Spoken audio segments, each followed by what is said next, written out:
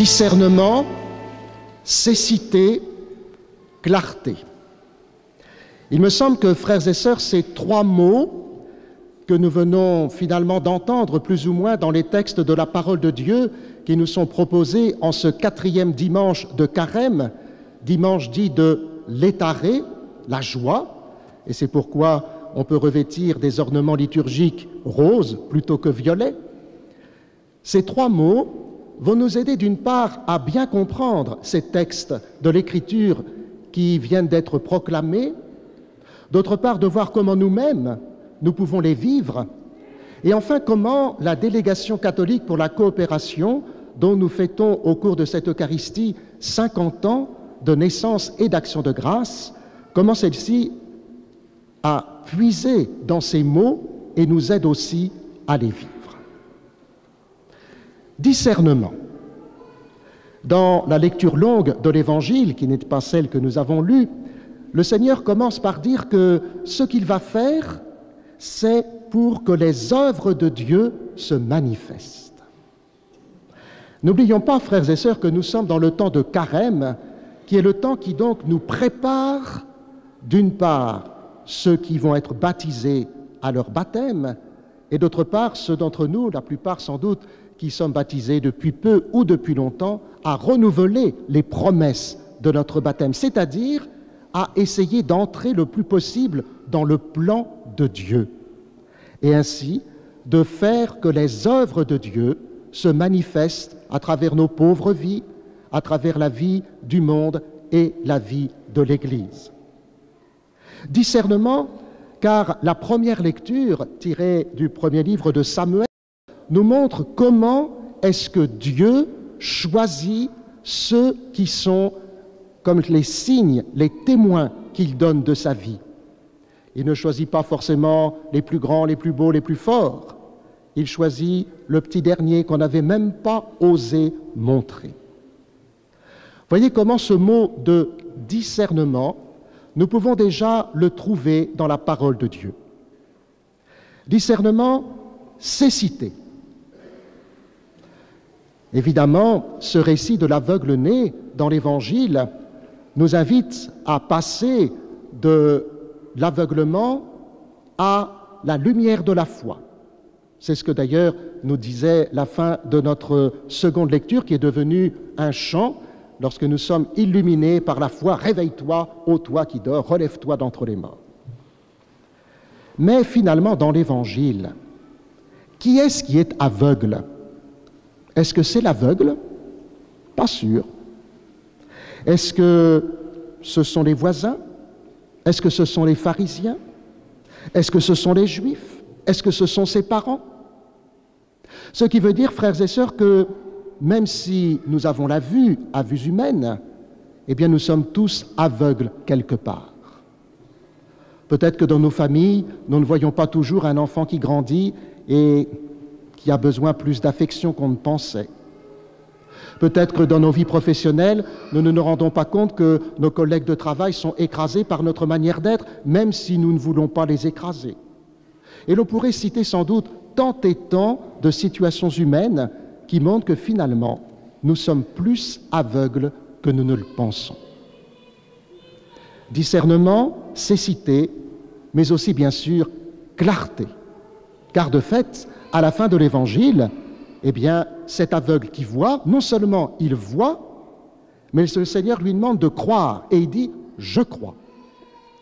Cette clarté est bien celle à laquelle nous devons sans cesse nous préparer, notamment pendant ce temps de carême, afin que notre profession de foi au moment de la vigile pascale soit une vraie profession de foi qui nous fasse passer de notre propre cécité, c'est-à-dire de notre péché, à la foi, à l'illumination de la foi. Discernement, cécité, clarté. Vous avez compris, frères et sœurs, que ces trois éléments sont bien des éléments que nous pouvons vivre dans notre vie quotidienne. Le pape François utilise souvent, c'est un jésuite, le terme de discernement. Il nous invite toujours à discerner dans nos vies. Il ne donne pas toujours une réponse que l'on voudrait parfois trancher. Non, il invite toujours à dire, mais peut-être que dans des situations, même les situations les plus difficiles, il y a la possibilité de trouver un chemin de lumière. Ces cités, nous l'avons dit, nous sommes tous un peu aveugles quelque part, et nous avons à nous aider les uns les autres à avancer sur ce chemin. Et puis la clarté, elle nous est donnée par la foi.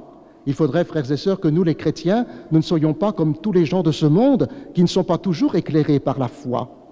Il y en a qui vivent du siècle des Lumières et nous vivons de la lumière des siècles, ne l'oublions pas.